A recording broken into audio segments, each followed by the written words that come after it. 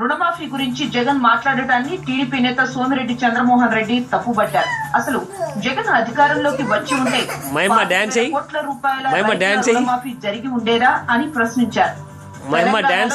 YCP ఎమ్మెల్యేలు TRS లోకి వెళ్తే ఎమ్మెల్సీ ఎన్నికల్లో మిగిలిన ఒక ఎమ్మెల్యే ఓటును కూడా టీఆర్ఎస్ కే వేయించారని సోమిరెడ్డి చెప్పారు.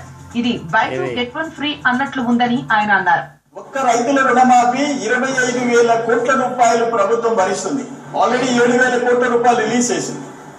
అదే జగన్మోహన్ రెడ్డి వచ్చుంటే ఈ 25,000 కోట్ల రూపాయలు రైతులకి రుణమాఫీ అసాధ్యమని చెప్పిన జగన్మోహన్ రెడ్డి గెలిచుంటే 25,000 కోట్ల రూపాయలు రైతులకి తక్కేదని అడుగుతుందా? 2, డాక్టరా రుణాల విషయంలో 10,000 కోట్ల రూపాయలు వడ్డీలతో కూడా మేము భరించడానికి సిద్ధపడి ఈ రోజు 3,000 చిల్లర కోట్ల రూపాయలు రిలీజ్ చేశాం. ఇంకొక కొద్ది మాసాల్లో 10,000 కోట్ల రూపాయలు డాక్టరా మహిళలకి సాయం చేస్తున్నాం. 10,000 కోట్ల రూపాయలు నువ్వైతే ఖర్చు జగన్ చేసిన దీక్షపై ఆంధ్రప్రదేశ్ ఇరిగేషన్ శాఖ మంత్రి దేవినేని ఉమా నిప్పులు చెరిగారు.